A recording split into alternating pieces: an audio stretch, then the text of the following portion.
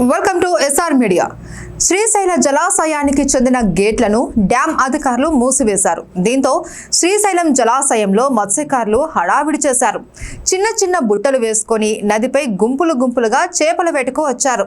మత్స్యకారులు బుట్టల్లో వస్తున్న దృశ్యాలను చూసిన యాత్రికులు అందమైన దృశ్యాలను తమ కెమెరాల్లో బంధించారు.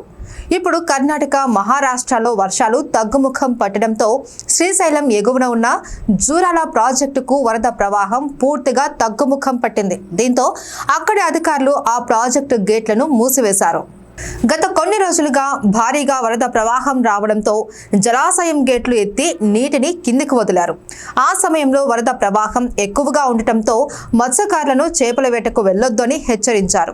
ఇప్పుడు గేట్లన్నీ మూసివేయడంతో మత్స్యకారులు చేపల వేటకు బయలుదేరారు. ప్రస్తుతం శ్రీశైలం జలాశయానికి సుంకేస్ల నుంచి మాత్రమే నీరు వస్తుంది. దీంతో శ్రీశైలం జలాశయానికి వరద ఉధృతి భారీగా తగ్గింది.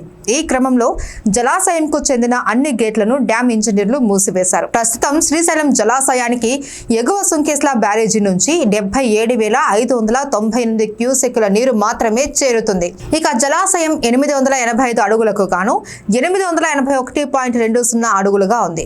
215 టీఎంసీల నీటి నిల్వలకు గాను 194.3096 టీఎంసీలను నీటి నిల్వలు ప్రస్తుతం జలాశయంలో ఉన్నాయి. అయితే వరద నీటితో కుడి, ఎడమ జల విద్యుత్ కేంద్రాల సహాయంతో నిరంతరం విద్యుత్ ఉత్పత్తి కొనసాగుతుంది.